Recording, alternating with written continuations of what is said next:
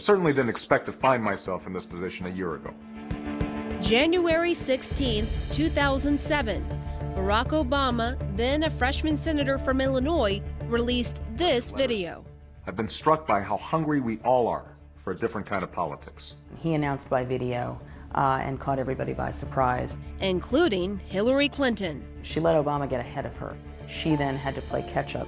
I'm not just starting a campaign, though. I'm beginning a conversation with 4 days after Obama, Clinton hastily released hers, and then, days later, formally declared her candidacy in New York City. I am very confident. I'm in to win, and that's what I intend to do. Thank you all very much. It did not feel presidential. It did not feel big. She's someone who is viewed widely as so prepared and methodical, and yet this was seen as a thrown-together presidential announcement. She's prepared and methodical, but she's not always prepared for the unexpected. And so the unexpected was Barack Obama. She campaigned almost like a quasi-incumbent. She played it very cautious. Perhaps too cautious. While Barack Obama celebrated his historic candidacy, Hillary Clinton downplayed hers. The input that she got, be a strong leader, but don't really play up this notion of first woman president. While Clinton and her campaign steered clear of gender issues, others didn't, instead focusing on what she was wearing and how she looked. I admire what Senator Clinton has done for America, what her husband did for America. I'm sure about that coat. I actually like Hillary's jacket. I don't know what's wrong with it. How did she handle that? With some discomfort, some amusement, a little bit of tension. They didn't want to call too much attention to the fact that she was a woman. While Barack Obama engaged young voters in a new way, Clinton's campaign seemed stuck in the 90s. There was a scriptness about Hillary in the early part of the campaign, too measured. There was a lot of debate among her strategists about exactly how to humanize her, how to make her more accessible to people. In fact, there was a lot of debate among her strategists about everything. It wasn't just good old-fashioned healthy debate. There was some infighting. Yeah, but you know, campaigns under stress, right, have that. It's true. The race was tight as they approached the all-important Iowa caucuses, so the campaign turned to its secret weapons. So I wanted to introduce you to my mom and my daughter. An ad called Dorothy hit the airwaves. What I would like people to know about Hillary is what a good person she is. And Chelsea joined her mother and grandmother on the stump and in the diners. Just remember laughing a lot with my grandmother and mother because my grandmother was really excited about the egg salad sandwich that she said was like the best egg salad sandwich she'd had in, I don't even remember, 20 or 30 years. To show voters more of her humor and humanity, Hillary Clinton started to talk less about policy and more about people. My mother had a difficult childhood, but worked hard to provide a loving home for us. But it was too late. Obama beat her badly in Iowa and looked likely to do the same in New Hampshire. Things looked really, really bleak. There were a lot of options put on the table. One of those options was dropping out. And she was just like, no, I'm not a quitter. Hillary Clinton was a fighter, like during this debate on ABC. What can you say to the voters of New Hampshire who see your resume and like it, but are hesitating on the likability issue, where they seem to like Barack Obama more? Well, that hurts my feelings. I'm sorry, Senator. I'm sorry. I don't think I'm that bad. You're likable enough. Thank Hillary, you so no much.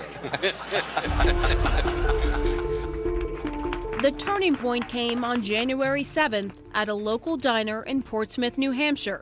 Clinton was asked a simple question: what gets you up every day?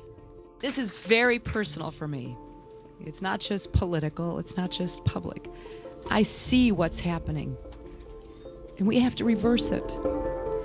What do you remember about feeling in that moment? I'd been through a grueling campaign, and there'd been ups and there'd been downs, and it was incredibly, intensely exhausting, physically and emotionally and every other way. And a lot of the emotion that had been there but suppressed because you had to get up every day, do 10 events, travel 1,000 miles, just came flooding out. And imagine that was liberating. It was surprising. Well, and you know, you're human and we all have emotions. Oh, don't tell anybody. That's one of the best kept secrets. Huge wins tonight for Hillary Clinton and John McCain. That gave her a lot of energy and focus to continue the fight. I found my own voice. And her sense of humor. Thank you for coming. I love your outfit. Well, I love your outfit, but I thank you. do want the earrings back. Oh, okay. Now she campaigned like a challenger, not an incumbent. There were instances in which we'd stay at the same hotel, and we'd get there, at 10, and she would get there at midnight, and we would leave at 8, and she'd have left at 7. And it was extraordinary to watch. Clinton turned up the heat. Shame on you, Barack Obama. Her debate performances were more aggressive. We finally did the 3 a.m. spot that would become iconic. It's 3 a.m. and your children are safe and asleep. But there's a phone in the White House and it's ringing. And Chelsea Clinton emerged as a force on the trail. I wound up doing more than 400 events in less than 6 months, I think in 40 states. Sometimes 2 people showed up, sometimes 1,200 people showed up.